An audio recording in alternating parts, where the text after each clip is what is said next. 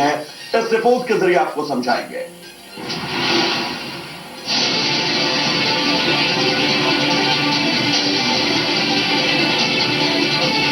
UP के गोंडा में भरोसे का कत्ल हुआ है। 1, 2 या 3 लोगों के भरोसे का नहीं, बल्कि 26 सीधे साधे लोगों के भरोसे का गला घोटा गया है। जी हां, 26 लोगों के भरोसे की हत्या, वो भी एक सरकारी तंत्र में हुई है। आरोप कुछ सरकारी अधिकारियों और कर्मचारियों पर है, जो इन्हें लाखों का दर्द देकर फरार हो गए। मुसीबत में फंसे सीधे साधे ग्रामीण अधिकारियों के चक्कर काट रहे हैं, न्याय की गुहार लगा रहे हैं। इन्हें उम्मीद है कि इनकी फरियाद सुनी जाएगी और इन्हें न्याय मिलेगा। सरकारी तंत्र में भरोसे का कत्ल, आंख मूंद कर भरोसा पड़ गया भारी। क्या आपका बैंक भरोसेमंद है?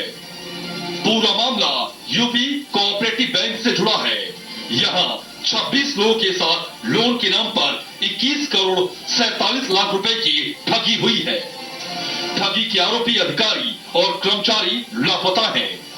दरअसल यूपी कोऑपरेटिव बैंक की गोंडा ब्रांच में एक मैनेजर आया।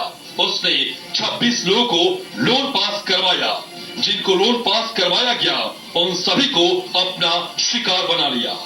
लोन 9 लाख रुपए दिया गया तो भुगतान की व्यवस्था 31 लाख रुपए की कर दी गई। अब आपके दिमाग में सवाल ये होगा कि ऐसा कैसे संभव है? दरअसल बैंक मैनेजर ने जिन लोगों को लोन दिलवाया, उनका पहले भरोसा जीता। उनसे कागजात पर हस्ताक्षर ले लिए गए।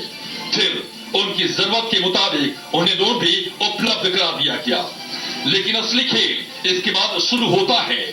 लोग बिना देखे कागजात पर दस्तखत कर देते हैं। बाद में मैनेजर उन कागजों पर लोन अमाउंट को बढ़ा देता है। जिसने 9 लाख रुपए लोन लिया था, उनका लोन 31 लाख रुपए कर दिया गया। जिसने 30 लाख का लिया था, उनका 1 करोड़ कर दिया गया। इसी तरह से एक एक करके 26 लोगों को शिकार बनाया गया और करीब 21 करोड़ 45 लाख रुपए अन्य खाते में ट्रांसफर कर दिए गए। लोगों को अपने लोन के बारे में जानकारी न हो, इसके लिए बैंक मैनेजर लोन धारकों का मोबाइल नंबर भी बदल दिया करता था। मेरा नाम मौर्य ऑफ मंडार के नाम से लोन था जो इन्होंने निकाला। उसके बाद में उन्होंने राजवंती ट्रेडर्स के नाम कर दिया।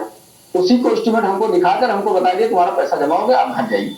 हम लोग घर चले गए। जब हम लोगों को नोटिस गया, ये नए जो बैंक मैनेजर साहब आए हैं, इनसे हमने आया कि सर मुझे नोटिस दे दीजिए। तो उन्होंने कहा बेटा जब तुम नोटिस कैसे दे दें, जब तुम्हारा लोन अभी बाकी है जो फ्रॉड किया गया है, तो आपको नोटिस कैसे दे दें? तो हमने कहा सर किया क्या जाए। इन्होंने कहा कि एक एप्लीकेशन हमको दीजिए, हम इसको कार्रवाई आगे बढ़ाएं। इनको हमने एक एप्लीकेशन दिया था, उसी पर कार्रवाई हो रहा है। ये सिलसिला काफी दिनों तक चलता रहा। इस पूरे खेल में मैनेजर पवन पाल और 2 अकाउंटेंट सुशील गौतम और पवन पाल शामिल थे। बैंक कर्मचारी होने के नाते उन्हें पता था कि कितने दिनों में नोटिस पहुंचने पर लोगों को जानकारी होगी। उन्हें जब लगा कि अब लोगों के घरों में नोटिस पहुंचना शुरू हो गया है, तो तीनों फरार हो गए। रामविलास DSP कार्यालय आया है, क्या है मामला? हमारा मामला ये है कि हम कोऑपरेटिव बैंक से लोन लिए थे 17 लाख का। उसमें से हम 10 लाख रुपए 90,000 निकाले और बाकी पैसा हमारा वहीं से सब निकाल लिए। वहीं जब लोगों के घर नोटिस पहुंचा तो वे लोग हैरान परेशान हो गए। उनको लगा कि बैंक से कोई गलती हो गई होगी। लेकिन जब ब्रांच में जाकर मामले की जांच कराई गई तो उनके पैरों तले जमीन खिसक गई। मैंने देखा स्टॉक सारी चेंज है, यहाँ पे सब नए है स्टॉक। मैंने वहाँ से पता गया, मैंने एक एप्लीकेशन लिखा तो उन्होंने कहा अपना अकाउंट नंबर बताओ। उन्होंने उनको अपना अकाउंट नंबर दिया तो दोस्तों